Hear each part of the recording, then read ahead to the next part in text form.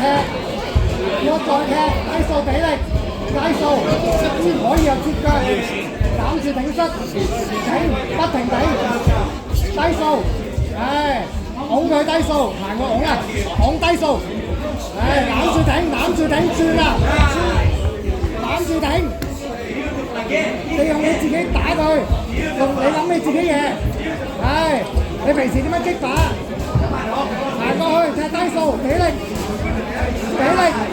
唔好諗比力，行埋去打拳，行埋去打拳，衝入去攬佢頂膝打拳，做你最中意做嘅嘢，行過去做你最中意做嘅，唔好理，冇問題，衝埋去。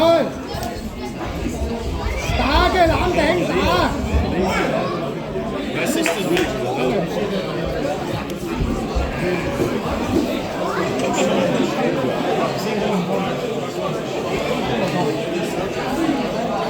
需要衝可以衝埋去攬，做呢個頂膝，咁有會撐你咯。有人會撐你撐開佢，等佢衝埋，唔好衝埋去，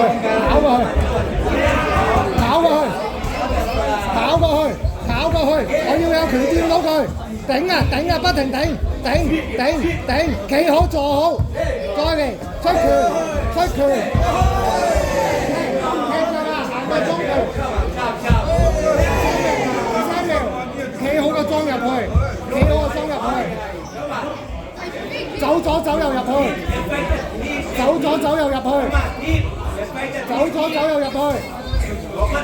拍開佢個撐腳，出拳，不停出拳，用力出拳，good， 繼續打到佢出唔到腳，向前出拳，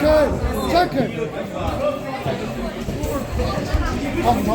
邊度痛？冇嘢痛係咪？你只要衝埋去咧，佢就撐唔到嘅，出唔到腳啦。你第二彎打得幾好？得唔得？仲有最後一彎，我想你乜都唔好諗，衝埋去做，你頭先係咪淨係出拳打到佢？而家就係出拳，咁我攬住佢頂膝。